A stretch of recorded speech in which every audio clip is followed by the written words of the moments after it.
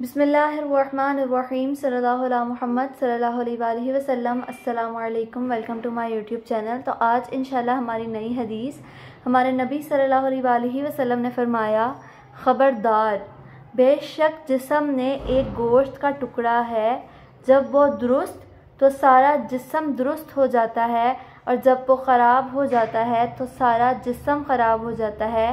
जान लो वो टुकड़ा दिल है। यानी हमारा जो दिल चाहता है हम वही करते हैं, और वो जो चीज़ चाहता है वो इस्लाम में मना है।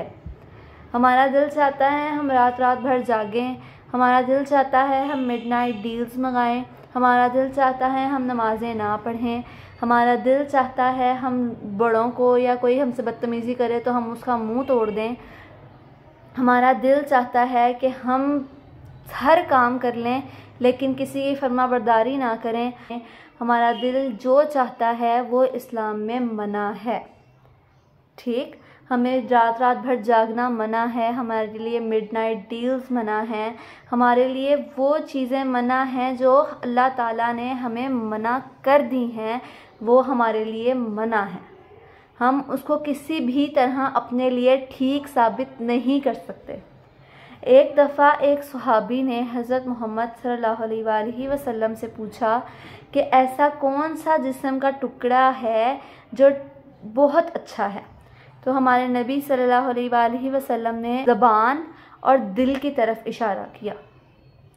फिर सहाबी ने पूछा, हमारे जिस्म का ऐसा कौन सा हिस्सा है जो सबसे ज़्यादा बुरा है। तो हमारे नबी सल्लल्लाहु अलैहि वसल्लम ने ज़बान और दिल की तरफ इशारा किया कि अगर वो दोनों चीज़ें ठीक रहती हैं तो हमारा ईमान भी ठीक रहता है, हमारा जिस्म भी ठीक रहता है, यानी अल्लाह की फरमाबरदारी में लग जाता है। अगर वो दोनों चीज़ें ख़राब हो जाती हैं तो हमारा जिस्म भी ख़राब हो जाता है, हमारा ईमान भी डोल जाता है और हम अल्लाह की नाफरमानी में लग जाते हैं। तो हमारे लिए ये है कि अगर हम किसी भी मामलात में पढ़ते हैं तो हमें अच्छे इखलाक से काम लेना चाहिए। हमारे नबी ने भी हमें अच्छे इखलाक का दर्स दिया, हमें भी उसी का इस्तेमाल करना चाहिए, और हमारे नबी सल्लल्लाहु अलैहि वसल्लम बेहतरीन दर्स देते हैं।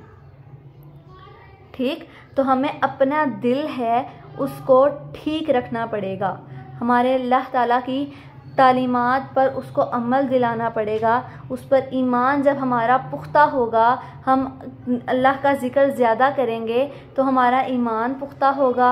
जब हमारा ईमान पुख्ता होगा तो हम किसी भी गलत काम में नहीं पड़ेंगे।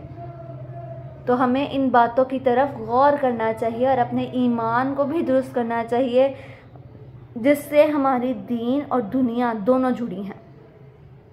ठीक, तो ये था हमारा आज का टॉपिक। मिलते हैं इंशाल्लाह नेक्स्ट वीडियो के साथ। अस्सलामु अलैकुम।